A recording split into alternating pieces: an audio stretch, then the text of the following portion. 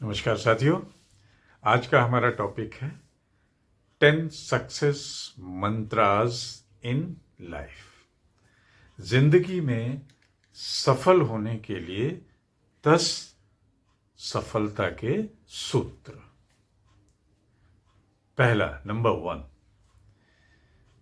हमें अपना एक उद्देश्य मालूम होना चाहिए और उस उद्देश्य की प्राथमिकता भी हमें बनाए रखनी होती है। We have to set a clear goal in our life and we are to prioritize it at every cost. क्योंकि बिना उद्देश्य के जीवन बेकार होता है। हमारा कैरियर एक उद्देश्य हो सकता है, हमारे परिवार एक उद्देश्य हो सकता है, हमारे जिंदगी में सफलताओं के टारगेट्स अलग अलग हो सकते हैं, लेकिन उद्देश्य जरूर होगा। तो पहली चीज, उद्देश्य बनाइए और उद्देश्य को प्रायोरिटाइज करिए, उसको फोकस भी करिए। दूसरी चीज है, we have to embrace challenges. अपने कंफर्ट जोन को छोड़ना होता है। कंफर्ट जोन क्या है? जिसमें हम बिल्कुल सेफ एंड सिक्योर्ड हैं, उससे हम बाहर नहीं आना चाहते हैं। तो जब बाहर आएंगे नहीं, स्ट्रगल करेंगे नहीं, तो एम्ब्रेस चैलेंजेस को हम आलिंगन करेंगे नहीं, तो फिर सफल कैसे होंगे?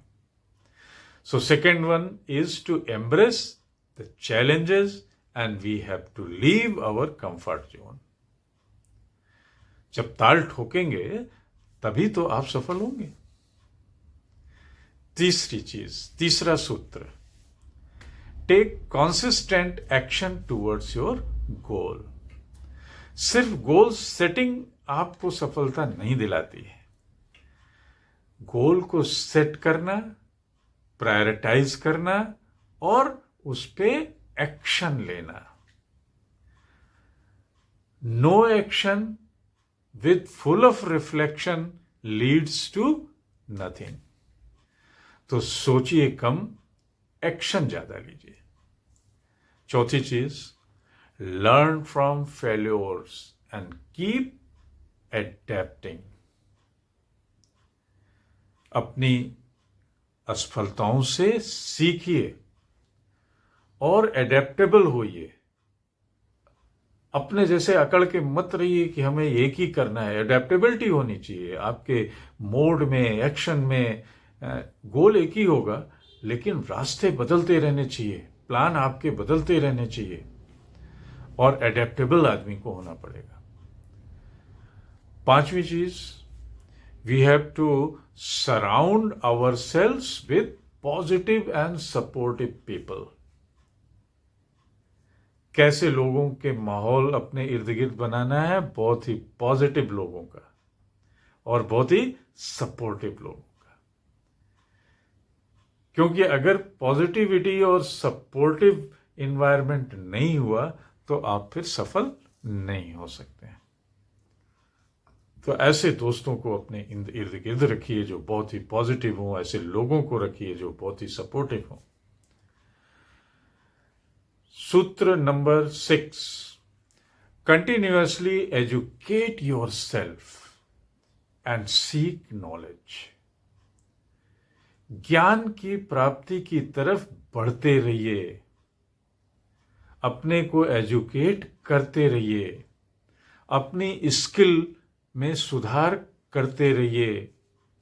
ज्ञान असीमित है, स्किल असीमित है, क्योंकि जितनी आप स्किल बदलेंगे, चेंज करेंगे, स्किल्स को सीखेंगे, उतना ही आप सफल होंगे। सातवां सूत्र, सेवेंथ मंत्र is to practice resilience and perseverance in tough time.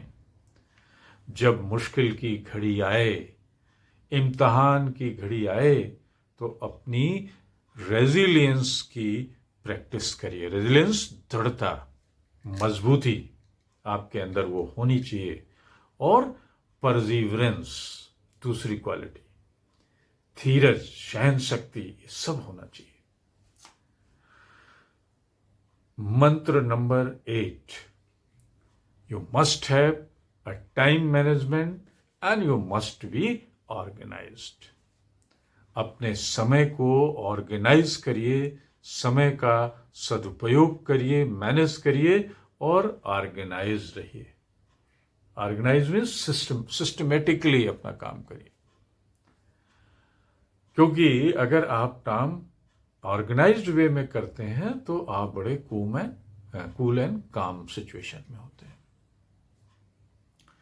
मंत्र number 9, you must be focused and avoid distractions.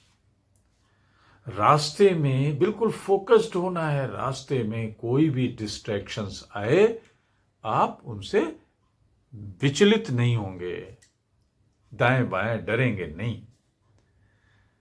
हमारे रास्ते में कितनी हर्डल्स आती हैं, स्पीड ब्रेकर्स आते हैं, लेकिन हमारा टारगेट क्या होता है, जहां हमें जाना होता है, उन स्पीड ब्रेकर्स को ध्यान नहीं देते हैं. तो ये काम हमें करना है. डिस्ट्रैक्शंस अगर बीच में आते हैं तो हमें उन डिस्ट्रैक्शंस को छोड़ के फोकस्ड होना है अपने टारगेट पे.